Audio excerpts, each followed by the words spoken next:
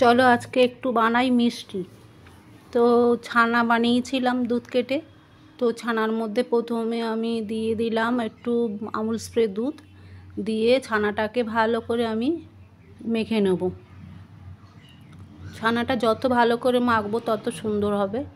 তো আমি একটু কাটিং বোর্ডের মধ্যে রেখে ওটাকে ভালো করে হাত দিয়ে চেপে চেপে ডলে ডলে আমি ছানাটাকে একদম মিহি বানিয়ে নেব।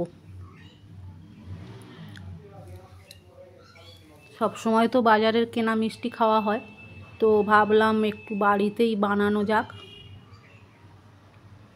তো এই জন্য ছানাটাকে আমি ভালো করে ওটাকে মেখে নিলাম, নিয়ে একদম মিহি বানিয়ে নিলাম। তো তোমরা কে কে মিষ্টি খেতে ভালোবাসো আমাকে জানিও। যদি ঘরে ছানা এনে বানাতে পারো তো খুবই ভালো হয়। তো সব সময় বাজারে আমরা ভেজাল মিষ্টি খেতে থাকি, তো একটু ঘরে বানিয়ে খেলেও ভালো লাগে।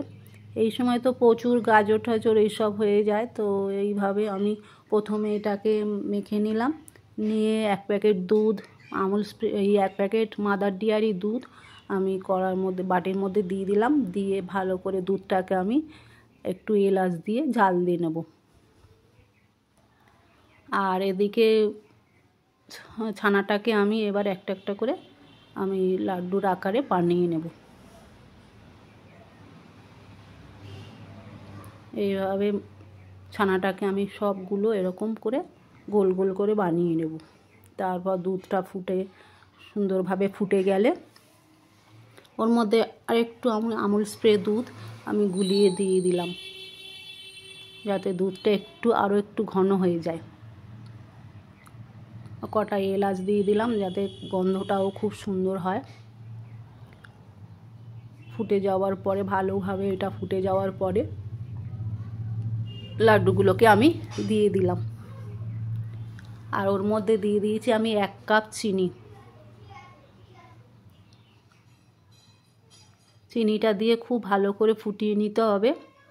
আর লাড্ডুগুলো দিয়ে আর বেশি জাল দেব না, সেই জন্য একটু ভালো করে একটু ফুটিয়ে নিয়ে ঘন করে নিয়ে তারপরে আমি ওগুলোকে দিয়ে দেব। তো এইভাবে প্রচুর মিষ্টি এইভাবে বানানো যায় ঘরে, কিন্তু সময়ের অভাবে আমাদের হয় না।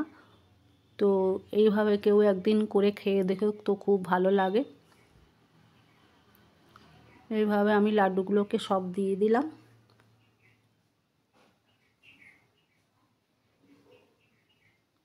তো দেখো তো মিষ্টিটা আমার কেমন বানানো হয়েছে আমাকে বলো।